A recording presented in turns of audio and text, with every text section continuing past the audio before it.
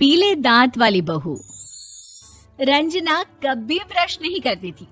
उसे कितनी बार उसके माँ बाप ने डांटा, लेकिन उसका कोई असर उस पर होता ही नहीं था, जिस कारण से उसके दांत पीले पीले हो जाते हैं। शादी के बाद। अरे बहू, वैसे तो तुझ में कोई कमी नहीं है, पर तेरे दांत इतने पीले कैसे हैं बेटा? कैसे मतलब? कोई सर्जरी थोड़ी ना कराइए। वो तो क्या नाम, मैं ब्रश नहीं करती थी तो पीले हो गए। अब क्या करूं? आप कहें तो लाल करवा लूं या फिर काले? यार ये क्या है, क्यों माँ से लड़ रही हो? लड़ रही हूँ? अरे मैं लड़ रही हूँ या ये बोल रही है कि दांत पीले हैं, पीले। अरे तपस्या थोड़ी ना की है इन्हें पीले करने के लिए।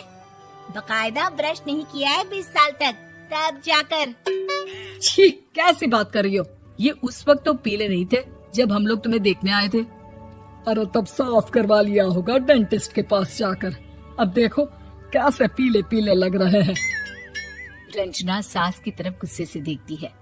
फिर शुरू हो गई पीले पीले पीले। अरे पीले तो तब भी थे जब मेरे हाथ का रसगुल्ला उड़ा उड़ा कर खा रही थी और बोल रही थी, लड़की नहीं गुणों का खजाना दे रहे भाई साहब आप। खैर, अब वो लोग करते भी तो क्या करते, पीले दांत वाली बहू पल्ले पड़ी थी तो झेलना तो था ही। एक दिन कीर्तन में रंजना गाना गा रही थी। अरे कमला बहन, माँ का द्वार है, यहाँ तो सब शुद्ध होकर आते हैं, फिर अपनी बहू को ब्रश भी नहीं करवाती तुम।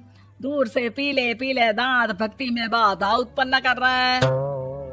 अरे कोई 2 साल के बच्चे थोड़ी ना लेकर आई हूँ मैं बहू बनाकर। अच्छी खासी लड़की है, अरे कैसे करवाऊं ब्रश? ये तो उसे खुद करना चाहिए ना। अब माँ बाप तो इसके जैसे तैसे निपटा दिए, ये नहीं सोचा कि सास कैसे संभालेगी। सास बहू को लेकर घर आ जाती है, लेकिन सोच लेती है कि अब इसे लेकर कहीं नहीं जाएगी। अगले रोज बहू कहती है, अरे क्या हो गया, मंदिर नहीं जाना क्या? कीर्तन का वक्त हो रहा है। मेरी मधुर वाणी से कान्हा जी जागते हैं और सोते हैं। आप तो जानती है ना उनकी भक्ति में कितना मन लगता है मेरा। वो क्या है ना, तबीयत ठीक नहीं लग रही है मेरी, आराम करूंगी मैं। तबीयत ठीक नहीं लग रही? अभी तो मिथुन के गाने पर नाच रही थी आप, और अब बोल रही है कि तबीयत ठीक नहीं लग रही। अरे भक्ति में मन लगा लो सासू माँ, ऊपर जाना है, क्या मुंह दिखाओगी आप? हाँ? सास को बहू की बात पर गुस्सा आ जाता है। मैं क्या मुंह दिखाऊंगी, इसकी चिंता तो ना कर, समझी? अपने मुंह की चिंता कर, जो ये पीले पीले दांत लेकर हर जगह पहुंच जाती है। पता है लोग कितना मजाक बनाते हैं। ना जी ना, मैं नहीं जाना कहीं तेरे साथ। तो ये बात है। कोई ना, मत जाओ, मैं अपने कमरे में ही बैठकर भक्ति कर लूंगी। ऊपर वाला दांत थोड़ी ना देखता है, मन देखता है, भावना देखता है। और अरे बस बस, तू सब कुछ दिखा, बस ये सफेद चमकदार दांत ना दिखाना किसी को, है? जा यहाँ से। बहू को सास की बात का कोई फर्क नहीं पड़ता, वो तो जैसी थी वैसी ही रह जाती है। सुबह नहाकर किचन में खाना बनाना, फिर खाना खाना, कीर्तन भजन करना और सो जाना। एक दिन, माँ जी मैं सहेली के घर जा रही हूँ, शाम को लेट आऊंगी। हाँ, तो जाना, मैंने कौन सा तेरी आरती करनी है घर पर बैठकर। रंजना सहेली के घर जाती है, जहाँ वो पार्टी में जाने की तैयारी कर रही होती है। अरे शिखा, कहाँ जाने की तैयारी कर रही है? मैं गलत वक्त पर आ गई क्या? अरे नहीं यार, उल्टा सही वक्त पर आई है। मैंने ये साड़ी और ज्वेलरी निकाली है यार, शाम को इनके ऑफिस की एक पार्टी में जाना है। बताना कैसा लग रहा है ये सब? नहीं यार, इस ड्रेस के साथ तो वो वाली ज्वेलरी अच्छी लगेगी। हाँ, सही बोल रही है, मैंने ध्यान ही नहीं दिया। वैसे तो हमेशा से मस्त फैशन सेंस रखती है। तो बड़ा जाती होगी ना पति के साथ पार्टी में। रंजना कुछ नहीं बोलती, बस सोचती है कि यार काश ये बात सही हो जाती, पर मैं क्यों नहीं जाती पार्टी में? क्या इन लोगों की कोई पार्टी होती नहीं होगी? रंजना घर आती है और रात में पति से सवाल करती है, एक बात बताइए, आप मुझे किसी पार्टी में क्यों नहीं ले जाते? क्या आपकी यहाँ ऑफिस में पार्टी नहीं होती? पति बेचारा क्या कहता कि दांत पीले हैं तुम्हारे इसलिए। अरे कोई पार्टी होती नहीं हम लोगों के ऑफिस में, तो कहाँ से लेकर जाऊं? और मार्केट, मॉल, कहीं वीकेंड घूमना, कहीं तो। अरे यार सारे हफ्ते में एक छुट्टी मिलती है, तो सोचता हूँ कि आराम ही कर लूं। क्यों?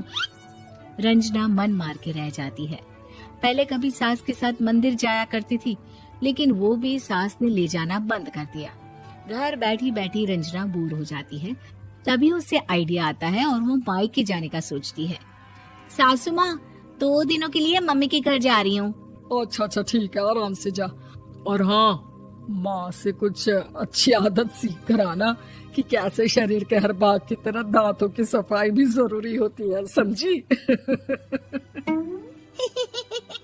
शुरू हो गई ना आप। वो लोग आपकी तरह नहीं है कि छोटी छोटी बात का बतंगड़ बना दे।